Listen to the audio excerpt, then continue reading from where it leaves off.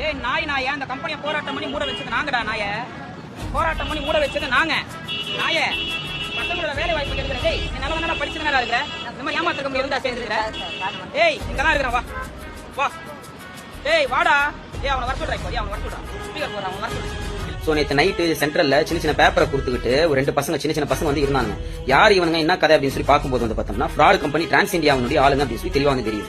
அதுக்கப்புறம் நான் கேட்கும்போது யாரை கேட்டு இந்த பேப்பர்ஸ் கொடுக்குற, யாரை கேட்டு இந்த பேப்பர்லாம் வந்து பார்த்தா மக்களுக்கு டிஸ்ட்ரிபியூட் பண்ற அப்படின்னு சொல்லி கேட்கும்போது எங்க சார் சொன்னாரு, அவர் சொன்னார், இவர் சொன்னார் அப்படின்னு சொல்லிட்டு அந்த பையன் வந்து பார்த்தோம்னா சொல்றான். சோ அந்த சார் யார் என்ன ஏதுன்னு சொல்லி பேசுனதுக்கு அவன் வந்து பார்த்தா மண்டகணத்துல பேசணும். அதுக்கப்புறம் நம்மளும் சும்மா வருவோமா, நம்மளும் மண்டகணத்துல தான் பேசணும். அவன்கிட்ட இந்த 3 பேரையும் வந்து பார்த்தோம்னா காவல்துறை கிட்ட நம்ம ஒப்படைச்சோம். இந்த டிரான்ஸ் இந்தியா அப்படின்னு நிறுவனம் வந்து முழுக்க வந்து பார்த்தோம்னா கிராமத்தில் இருக்கக்கூடிய ஏழை எளிய மக்களை வந்து பிரைன் வாஷ் பண்ணி நீ வந்து வாரம் 80,000 ரூபாய் சம்பாதிக்கலாம், மாசம் 3 லட்சம் ரூபாய் சம்பாதிக்கலாம், உனக்கு கார் வந்துடும், வீடு வந்துடும், வாசல் வந்துடும் அப்படி இப்படின்னு சொல்லிட்டு கிராமத்தில் இருக்கக்கூடிய ஏழை எளிய இளைஞர்களுடைய வாழ்க்கையை வந்து கெடுக்கிறாங்க. இந்த டிரான்ஸ் இந்தியா கம்பெனி இனிமே சென்னைக்குள்ள வரவே கூடாது.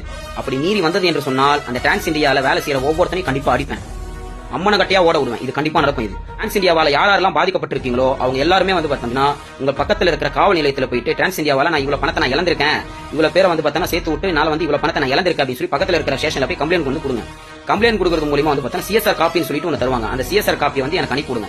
சோ இதுக்காக வந்து பார்த்தீங்கன்னா உயர்நீதிமன்றத்துல நான் பொதுநல வழக்கு வந்து தொடர போறேன். சோ நீங்க மக்களாகிய நீங்க தான் எனக்கு வந்து சப்போர்ட் பண்ணணும். சோ இந்த வீடியோ தொடர்ந்து ஷேர் பண்ணுங்க.